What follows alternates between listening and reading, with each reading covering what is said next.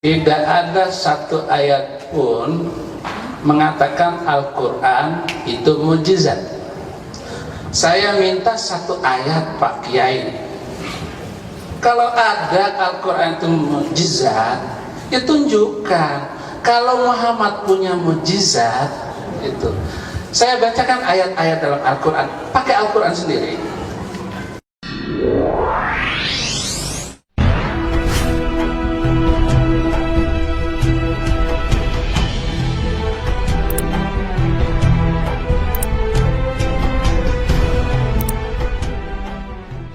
Shalom, Besem Hamasiyah, Assalamualaikum warahmatullahi wabarakatuh. Warabina Isa al-Masih. Terima kasih. Kesempatan ini saya akan pergunakan maksimal. Dari kecil saya Muslim. Ibu saya guru agama di rumah tangga itu, dan saya sangat hormat dengan mama saya. Kelas 6 SD saya baca Injil Perjanjian Baru. Kalau ada ayat yang menyenangkan hati, saya baca keras-keras, mama saya tahu. Kemudian saya bilang, "Mak, saya nggak akan menjadi orang Kristen." "Nanti kamu masuk Kristen." "Catat, Mak, saya akan menjadi pembela Islam paling berani." Kelas 6 tamat, SMP tamat, penasaran di mana sekolah yang mengajarkan Injil. Sambil saya baca banyak buku Hamran Amri, Yusuf Roni, saya benci semuanya. SMA Muhammadiyah di Bima, dapat beasiswa dari pimpinan pusat Muhammadiyah. Kuliah di Solo, ambil jurusan perbandingan agama. Semua agama saya pelajari. Yahudi, Kristen, Islam saya pelajari. Hindu, Buddha saya pelajari. Kuliah itu saya pakai kesempatan saya dakwah ke Klaten, Wonogiri. Tidak kurang 15 orang Kristen masuk Islam. Pendeta saya debat. Malam ketiga dia bilang Islam itu jorok dan kumuh. Saya bilang pada pendeta itu, "Benar pendeta, tapi harus garis bawahi yang jorok dan kumuh bukan Islam, orangnya." Nggak ada orang Islam masuk masjid pakai sepatu. Pendeta itu tidak berkedip memandang saya. "Pak Pendeta, sebelum orang Islam bertemu dengan Tuhan, cuci tangan dulu supaya tangannya selalu berbuat baik, wajah berseri-seri, telinga berpikir dingin." Pokoknya saya jelasin arti wudhu. Masuk kamar mandi, ambil air sember, diguyur seluruh tubuhnya. Keluar basah kuyup, Mas Saifuddin, "Sekarang saya sudah jadi orang Islam." Saya bilang, "Bukan begitu caranya Pak Pendeta." "Terus bagaimana?" "Besok pagi datang ke KUA, ucapkan 2 kalimat syahadat, daftarkan nama Bapak di sana." Dilakukannya. Seminggu kemudian pendeta ini lalu daftar namanya ke KUA. Sebulan kemudian saya diberikan 1 setelan jas karena saya yang khutbah pendeta masuk Islam. Kemudian peninggal di coba dia bahwa orang membuat dia masuk Islam, sekarang sudah jadi orang Kristen. Kasihan dia dulu. Inilah berita sesat yang disangka orang sesat. Tapi sekarang sudah mendapat kebenaran di dalam Yesus Kristus. Saya bilang kalau ada sepotong ayat, ada Muhammad dalam Injil, saya masuk Islam lagi. Nggak ada satu potong pun. Itu saya pertaruhkan. Saya bukan belajar sembarangan, tetapi saya sungguh-sungguh belajar bahwa tidak ada nama Muhammad dalam Perjanjian Baru maupun Perjanjian Lama, dalam bentuk kata apapun atau rumpun kata apapun. Bapak nanti boleh ungkapkan itu. Kita akan baca ayat sebelumnya dan ayat sesudahnya. Ini tantangan loh Pak Kiai, tantangan.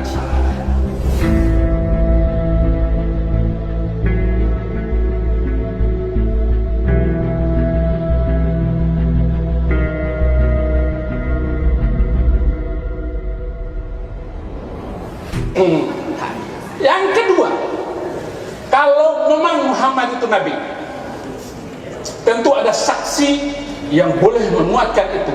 Seperti Musa dituntun ditemani oleh Harun.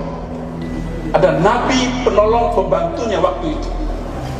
Ada ungkapan-ungkapan bahwa Muhammad itu nabi, hanya ungkapan dari beliau sendiri. Tatkala orang-orang Nasrani dan orang-orang Yahudi pada zaman itu meminta pertanyaan jawab kepada Rasulullah, apa bukti engkau nabi? Tunjukkan satu mukjizat. Kalau Muhammad itu adalah nabi, tentu dia menunjukkan ada bukti beliau nabi. Tetapi tidak ada satu ayat Al-Quran pun yang menunjukkan Muhammad punya mukjizat. Kalau ada mukjizat dalam Muhammad, dalam Al-Quran, saya masuk Islam lagi sekarang juga.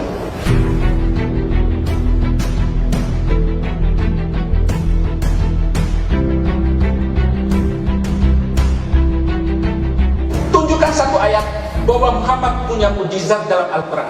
Tetapi apa yang saya baca di dalam Al-Quran tentang mukjizat, katakan kepada mereka bahwa mukjizat itu urusan Allah, dan saya adalah orang-orang yang menanti seperti kamu semua. Jadi Nabi Muhammad sampai sekarang itu sedang menanti mukjizat. Sudah 1400 tahun sampai hari ini. Terima kasih, Tuhan Yesus memberkati.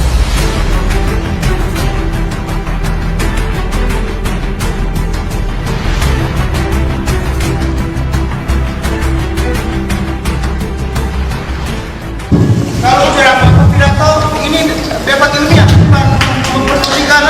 Ini kan saya bilang tadi, Yohanes 3 ayat 5, ayatnya ada. Ustaz ngomong ya, saya keluar. Ustaz, jangan Pak, jemaat nggak boleh ngomong lagi. Kenapa lama?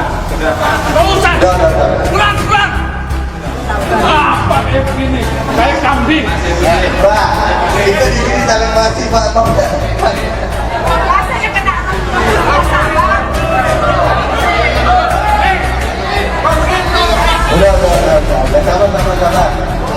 Bu, mencari Allah itu gak gampang. Udah.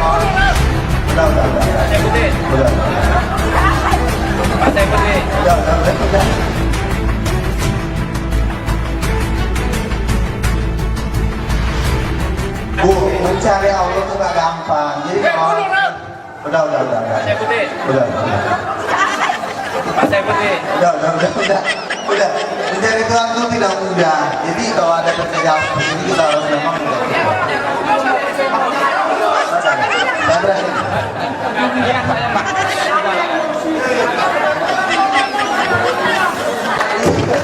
Oke.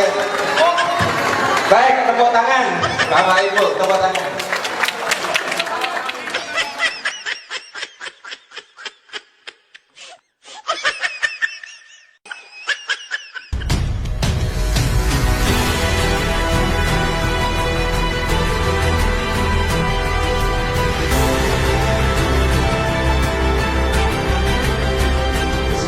Insyaallah semuanya dirahmati dan dimuliakan oleh Allah Subhanahu wa taala. Saya kebetulan pembicara terakhir, mungkin bisa porsinya dilebih dikit. Tadi menarik sekali ya. Kalau saya mengamati pembicara-pembicara dari pihak mereka ini kebanyakan udah keluar dari konteks yang sebenarnya ini, yang sedikit yang masuk, kebanyakan keluar. Katanya Nabi Muhammad tidak dipenuhi dengan Roh Kudus, maka dia bukan Nabi. Tapi saya yakin orang kalau dipenuhi dengan Roh Kudus tidak mungkin berakhlakul karimah yang buruk. Tapi saya yakin orang kalau dipenuhi dengan Roh Kudus tidak mungkin berakhlakul karimah yang buruk. Tidak mungkin berakhlakul karimah yang buruk. Kita sudah lihat tadi bagaimana Pak Pendeta sendiri menunjukkan akhlakul karimah yang tidak baik. Itu kalau dipenuhi dengan Roh Kudus tidak mungkin. Orang kalau dipenuhi dengan Roh Kudus tentu tidak mungkin berakhlakul karimah. Tunjukkan ajaran kasih sayang, lemah lembut. Bukan seperti tadi. Maksudnya baiklah. Kemudian juga Pak Luga mengatakan seolah tadi Ismail tidak diberkati oleh Allah. Itu dia tidak menunjukkan ayatnya. Itu di Kejadian 17 ayat 15 sampai 19. Bagaimana Nabi Ibrahim bermohon kepada Allah, biarlah Ismail berkenan hidup di hadapan. Tapi Allah berfirman tidak. Titik. Tidak, bukan menolak, tidak itu. Tidak, Sarahmu tetap akan melahirkan. Itu permohonan Abraham kepada Allah.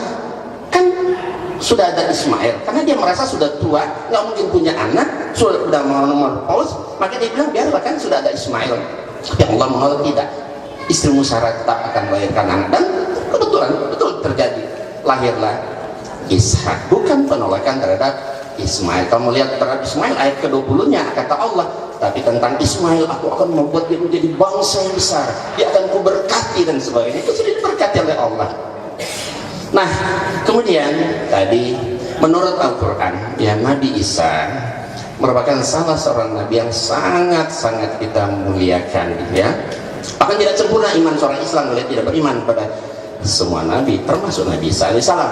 Tapi keberadaan Nabi Isa alaihissalam dalam Al-Quran, dia hanya sebatas nabi atau rasul yang diutus hanya kepada kaumnya saja. Wa yu'allimul kitab wal hikmata wa tawrata wal injil wa rasulan ila bani Israel. Dan dia mengajarkan kepada Isa kitab, hikmat, Taurat dan Injil, dan menjadi rasul kepada Bani Israel saja. Kemudian kami menjadikannya sebagai teladan bagi Bani Israel. Bahkan di dalam Al-Quran di surat As-Saff ayat 6, ya, justru Isa sendiri yang memberi kesaksian. Kata Isa, hai Bani Israel, sesungguhnya aku ini hanya utusan Allah kepadamu, ya, membenarkan yang sebelumnya dari Taurat, memberi kabar gembira dengan seorang rasul yang akan datang sesudahku, namanya Ahmad. Nah, inilah Ahmad, inilah yang Bapak bilang tadi, paralektos, ya, di dalam, ya, bahasa Yunani itu Ahmad, dalam bahasa Arab yang terpuji, seorang penolong yang lain maksudnya tadi itu, ya. Cuma kita tidak membahas khusus panjang itu, ya.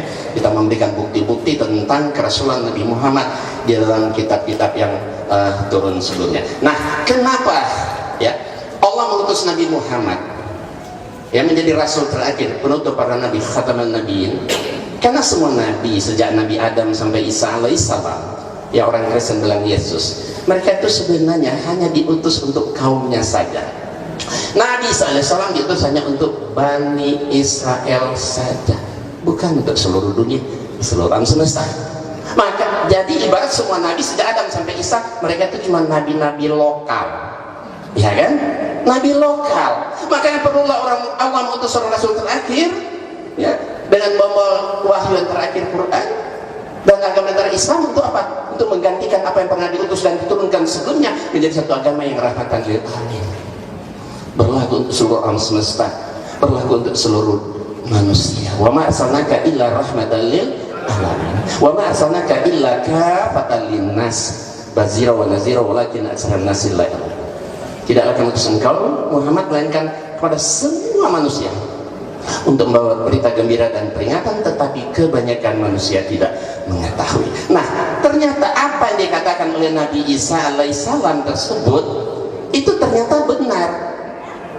Apa yang dikatakan Isa alaihissalam dia rasul untuk Bani Israel di Injil ini, Injil Matius pasal 10 ayat 56, ini ucapan Yesus. Yesus punya murid 12 orang. Dia suruh semua muridnya silakan dakwah kemana saja. Tapi Yesus wanti-wanti, jangan kamu menyimpang ke bangsa lain atau masuk ke orang Samaria, tapi pergilah kepada domba-domba yang hilang dari umat Israel. Kenapa? Kan memang dia ditugaskan hanya untuk Bani Israel saja, tidak untuk seluruh dunia. Kemudian kita lihat di sini Matius 15 ayat 24, ini pengakuan Yesus yang jujur dan polos tertulis di Injil. Kata Yesus, aku diutus hanya kepada domba-domba yang hilang dari umat Israel. Yesus yang berkata, ya, dia hendak untuk. Kemudian kita lihat di sini Kisah Rasul pasal 13-23, dan dari keturunannya lah, sesuai yang telah dijanjikannya, Allah telah membangkitkan juru selamat bagi orang Israel, yaitu Yesus. Coba digeser sedikit ini, fokuskan fotonya. Jadi Yesus, dia seorang juru selamat, tapi hanya untuk Bani Israel, bukan untuk seluruh alam semesta atau seluruh dunia. Bahkan Yesus melarang memberitakan Injil di Indonesia. Di Indonesia dilarang oleh Yesus untuk memberitakan Injil. Dilarang. Yesus sendiri, kita lihat di Kisah 16:26 dan 7. Dan mereka melintasi tanah Frigia dan tanah Galatia karena Roh Kudus mencegah mereka untuk memberitakan Injil di Asia. Dan setibanya di Misia, mereka mencoba mereka masuk daerah Bitinia, tapi Roh Yesus tidak mengizinkan mereka. Pertanyaannya, Indonesia masuk Asia enggak? Masuk. Berarti Indonesia termasuk yang dilarang oleh Yesus untuk memberitakan Injil. Kenapa? Karena dia diutus hanya untuk Bani Israel saja, ya, tidak untuk seluruh dunia, tidak untuk seluruh alam semesta. Tentang Roh Kudus saya kembali sedikit ya. Roh Kudus itu ya, kalau kita sebenarnya kan malaikat Jibril, mereka Roh Kudus itu baru diangkat jadi Tuhan itu tahun 381 Masehi pada konferensi Kalkedon, Mbak ya. Bapak sendiri paling ngerti. Yesus diangkat jadi Tuhan tahun 325 Masehi. Konferensi ini saya Pak ya. Jadi Yesus diangkat jadi Tuhan itu diibaratkan kita muktamar. Manusia mengangkat Yesus jadi Tuhan. Roh Kudus diangkat jadi Tuhan itu konferensi Kalkedon tahun 381. Jadi Yesus dan Roh Kudus jadi oknum Trinitas itu yang mengatakan itu manusia. Ada berjuta-juta manusia hidup di dunia ini, berjuta-juta manusia, anak kecilnya banyak yang hafal Al-Quran di luar kepala, betul? Karena dia betul-betul mujizat. Pertanyaan saya, kalau ada sembarang orang Kristen yang ada di sini, termasuk Pak Pendeta, hafal satu lembar ayat Bible, saya akan masuk Kristen saat ini. Silakan, satu lembar, asal pas titik koma.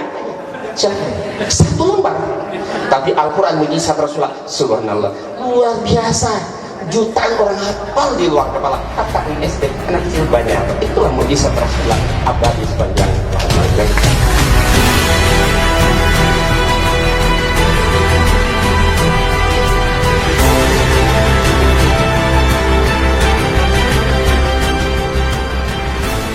Tidak ada satu ayat pun mengatakan Al-Quran itu mujizat.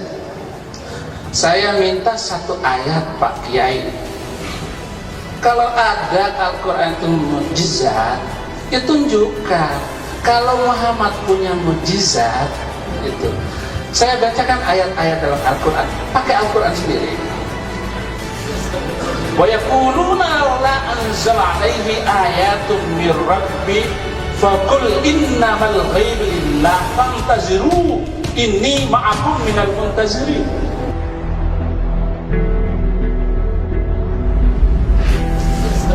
Wa yaquluna la anzala alaihi ayatun mir rabbi faqul innamal ghaibu lillah fantaziru inni ma'akum minal muntazirin.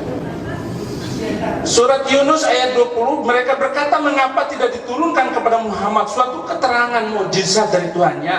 Maka katakanlah, sesungguhnya yang gaib itu kepunyaan Allah.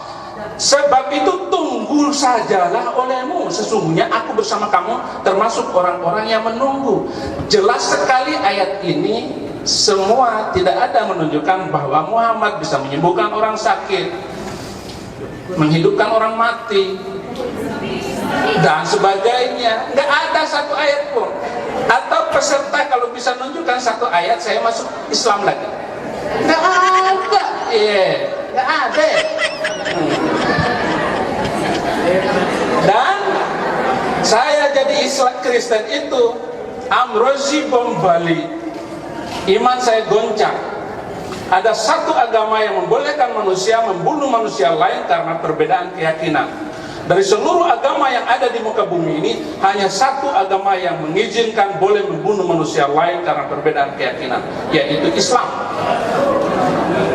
Waqtuluhum haitsu saqiftumuhum. Al-Baqarah 191. Bunuhlah mereka di mana saja kamu jumpai mereka. Al-Baqarah ayat 191. Kemudian surat Muhammad ayat 4.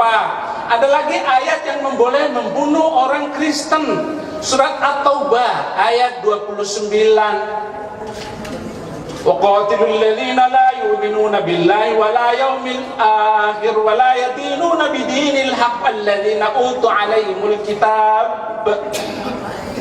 Perangilah orang-orang yang tidak beriman kepada Allah dan Rasul, yaitu mereka yang diberikan Alkitab kepada mereka. Ayat ini jelas sekali, boleh membunuh orang Kristen. Jadi tidak salah, Anda semua boleh bakar gereja.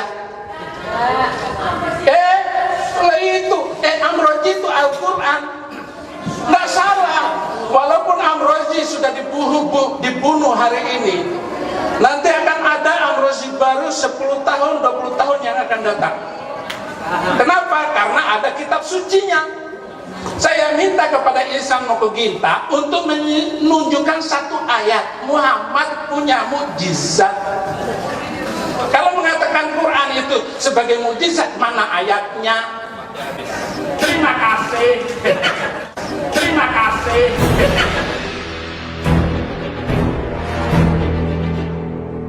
Bahkan ada mukjizat Nabi Isa dalam Al-Quran yang tidak ada dalam Bible. Seperti contoh ketika dia bisa berbicara dalam buaya. Tetapi kita perlu ingat, ya, jangan kita bangga-bangga dengan Isa Al-Masih atau Yesus karena mukjizatnya begitu banyak. Mukjizat Yesus yang begitu banyak itu terjadi diiznillah, atas izin. Coba periksa seluruh ayat Quran itu. Nabi Isa bisa menciptakan burung, menghidupkan orang mati, menyembuhkan orang sakit, itu biiznillah. Ada ayat itu biiznillah, atas izin Allah. Yang hebat itu Allah, bukan Yesus. Yesus nggak bisa berbuat apa-apa kalau tidak dikabulkan oleh Allah. Kalau tidak dikabulkan oleh Allah. Banyak ayat Bible Yesus mengaku nggak bisa berbuat apa-apa. Ya, Yesus ketakutan sama malaikat. Ya kan? Kenapa? Karena dia manusia. Dia bukan nabi. Jadi semua mukjizat Nabi Isa semua terjadi atas izin Allah. Sesungguhnya aku ini Allah, maka sembahlah aku saja. Itu yang saya tanya. Tapi kan tidak ada ayat seperti itu. Kalau ada, saya kan masuk Kristen juga saat ini. Tapi memang itu tidak ada. Nah, kalau masalah membunuh tadi, kita lihat ini ayat Bible. Siapa yang menyuruh menumpas? Tumpaslah, jangan ada belas kasihan, bunuh semuanya. Laki-laki, perempuan, harta, anak kecil menyusul, disuruh bunuh sama Allah. Inilah saya bilang ajaran teroris, sadis, benis, biadab. Teroris itu semua tertulis di Bible, bukan di Quran. Saya heran. Surat Muhammad ayat 4, beliau menunjukkan surat Muhammad 4. Tolong dibaca Pak Ustadz dengan Pak Pendeta, hati-hati. Itu ada di kurung. Ya, apabila kamu bertemu dengan orang kafir di medan perang, itu dibuang, maka pancunglah batang leher mereka. Jadi boleh kita membunuh, tetapi terhadap orang kafir, dan itu pun di medan perang. Bukan asal orang ketemu orang Kristen bunuh. Kalau ketemu orang Kristen bunuh, biasanya kita bunuh mereka semua kan? Enggak. Ayat itu coba baca dalam kurung di medan perang. Yang namanya ketemu orang kafir di medan perang, masa tebas leher kita? Kan kita bunuh, kita dibunuh. Tapi kata Allah di ayat sambungannya itu, tawanan itu kamu boleh bebaskan. Tapi kalau ini mana tadi? Tapi kalau tadi ini apa? Bunuh semuanya, tumpas semuanya, jangan ada belas kasihan, bunuhlah semuanya, anak-anak maupun perempuan, ya, bahkan anak menyusul, lembu, semua binatang juga harus ditumpas, dibunuh tanpa belas kasihan. Kok ini bergeser ya? Itu kali. Itu fokusnya kurang geser.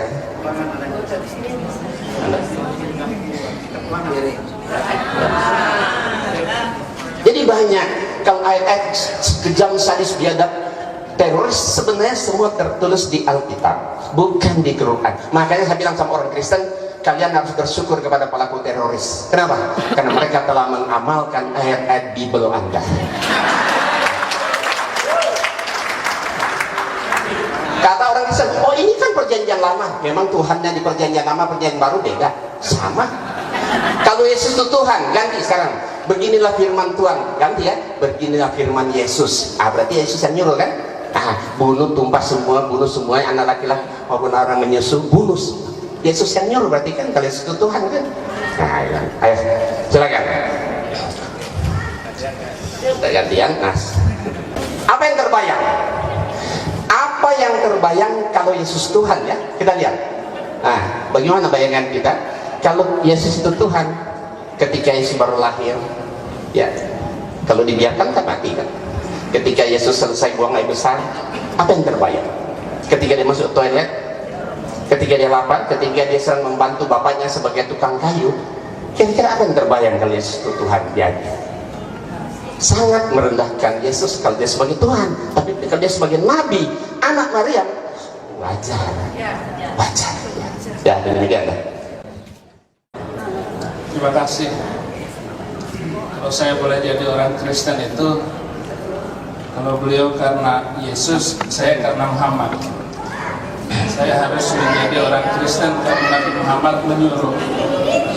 Dan dalam Al-Maidah ayat 47, "Waliyahkum ahlal injil bima anzalallahu fi. Wa man lam yahkum bima anzalallahu fa ulaika humul fasiqun." Hendaklah orang-orang yang pernah memegang Injil memutuskan perkara menurut apa yang diturunkan Allah di dalam Injil itu. Bapak masuk Islam, salah. Barang siapa yang tidak memutuskan perkara berdasarkan apa yang diturunkan oleh Allah, fasik. Jadi orang Kristen masuk Islam, fasik alias busuk. Tapi kalau saya masuk menjadi orang Kristen, itu adalah suatu kebanggaan. Yesus membawa agama damai. Yesus tidak pernah membawa pedang. Jangankan pedang, pisau dapur saja tidak pernah dibawa oleh Yesus Kristus untuk menakuti pengikutnya. Tapi Nabi Muhammad memimpin 27 kali peperangan. Beliau adalah panglima perang. Dan satu-satunya agama yang boleh berperang hanyalah Islam. Yang kedua, saya tidak mampu melaksanakan ajaran Islam. Al-Baqarah ayat 208, "Ya ayyuhalladzina amanu udkhulu fis-silmi kaffah." Hei semua manusia, orang-orang yang beriman, masuklah dalam Islam itu secara sempurna. Saya tidak mampu melaksanakan ajaran Islam dengan sempurna. Sholat 5 waktu siapa kuat? Mungkin ibu-ibu yang banyak duit boleh. Tapi tukang becak, orang miskin, petani susah mengikuti ajaran Islam.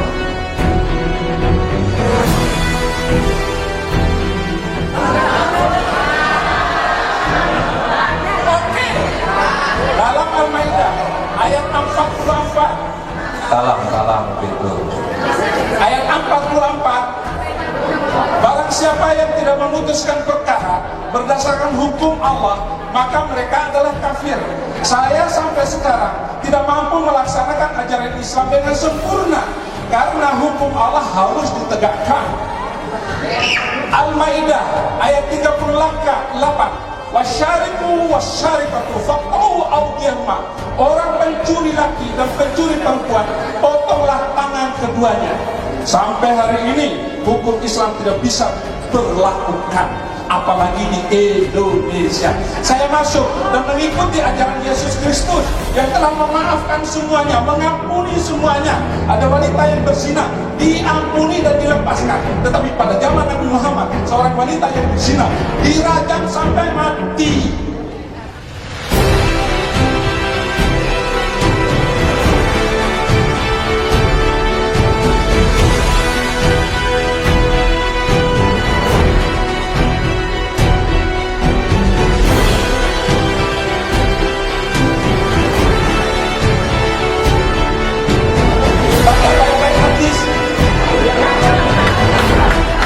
Surat An-Nur ayat kedua, surat kan.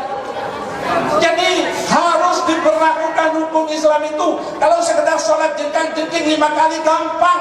Kamu sholat sampai hitam jidat pun nggak apa-apa, nggak ada yang marah. Tetapi kalau hukum potong tangan berlaku, hebat.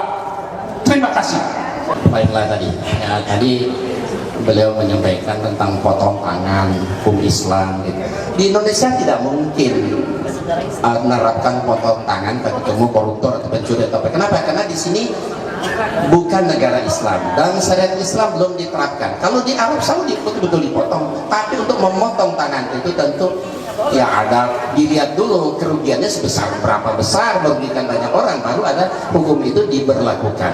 Nah, Kalau di Indonesia berlaku hukum Islam, ya pasti kisos itu harus juga diberlakukan. Tapi kenapa tidak diberlakukan? Karena negara kita bukan negara Islam. Nah, masalah surat Al-Maidah 4 tadi 44, 46, 47 kalau nggak salah. Wa lam yakum bima anzalallahu bahwa humul kafirun fasikun zolimun. Itu kan ada 3. Kalau apabila kalian tidak harus yang pada Alkitab itu harus memakai hukum sesuai dengan di Injil itu. Kalau tidak, dia zolim, kafir, ya dan sebagainya. Jadi itu hanya berlaku untuk Bani Israel. Jadi kalau di Indonesia berlaku syariat Islam, orang yang tidak mau ya pakai aja hukum itu. Bagaimana syariat Injil, orang yang mencuri sama juga, ya kan, dipotong, bahkan dibunuh, orang membunuh dibunuh, gigi ganti gigi, mata ganti mata, ya nyawa ganti nyawa, itu juga kan banyak di Alkitab tentang kisah seperti itu. Nah, kalau kita lihat pertanyaan dari jamaah. Ya. Mas, kalau kita lihat justru ayat yang membunuh dengan pedang itu di Alkitab itu ratusan, banyak sekali. Coba kita lihat, Tuhan menyuruh masing-masing membunuh temannya, tetangganya, bahkan supaya dapat berkat. Supaya dapat berkat Allah, kita harus bayar dengan jiwa anak laki-laki saudara kita supaya kita dapat berkat. Apakah ya supaya dapat berkat Tuhan kita harus bunuh saudara kita laki-laki, ya, anak laki-laki kita, tetangga kita, teman kita? Ini ajaran apa? Ya, ini ajaran apa? Betapa sebelum ada di Al-Quran kan nggak ada ajaran-ajaran seperti ini. Pertanyaan terakhir tadi Pak Insan, Ya. bagaimana hukumnya ketika orang Kristen pura-pura masuk Islam menyusup, Islam pura-pura masuk Kristen menyusup? Bagaimana etika beragama dalam konteks itu? Ya, kalau dia berpura-pura, ya tentu kita harus cegah. Kalau kita tahu, kita harus usir, keluarkan, ya, karena di sini tidak berlaku syariat Islam, ya tentu saja tidak harus dihukum pancung atau dibunuh dan sebagainya. Tapi kalau kita tahu dia berpura-pura, ya kita harus cegah, ya kan? Karena itu mungkar, ya kita harus cegah dia, keluarkan dari Islam dan sebagainya. Begitu juga tentu sebaliknya, karena memang banyak orang-orang Islam yang ada orang Islam juga yang masuk ke Kristen, orang Kristen juga ada juga yang menyusup ke orang Islam. Ya banyak, teman-teman saya juga ada beberapa yang bekerja seperti itu, tapi masuk ke sana dalam rangka apa? Ya kan, dia ingin mengetahui lebih jelas, tahu tentang apa di Kristen. Orang Kristen juga begitu kan. Nah itu kan usaha-usaha untuk membongkar rahasia dari setiap agama. Apakah betul Islam dan Kristen selamanya tidak akan bisa diketemukan? Insya Allah bisa, kalau menurut saya. Insya Allah bisa, asal satu, modal saya jujur. Itu saja. Kalau saya siapapun orang Kristen mau jujur ketemu saya, insya Allah sekali ketemu pasti dia kalah. Asal satu, jujur, ya kan? Selama dia tidak jujur, dia nggak mau terima satu kebenaran, itu percuma. Asal mau jujur, berapa ratus orang Kristen yang saya Islamkan, kenapa? Dia datang dengan jujur dan dia betul-betul ingin mencari kebenaran. Asal betul-betul mencari kebenaran, insya Allah.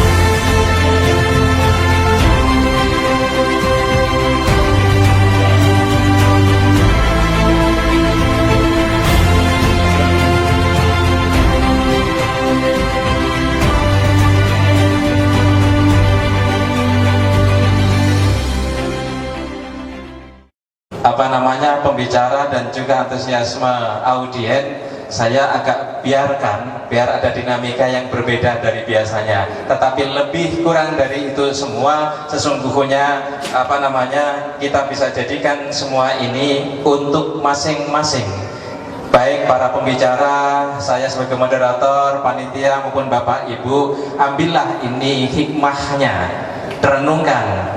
Imam Hanafi pernah mengatakan, pendapatku benar, tetapi bisa jadi mengandung kesalahan. Ulang dan renungkan. Pendapatmu salah, tetapi bisa jadi ada titik-titik kebenaran yang bisa saya jadikan renungan.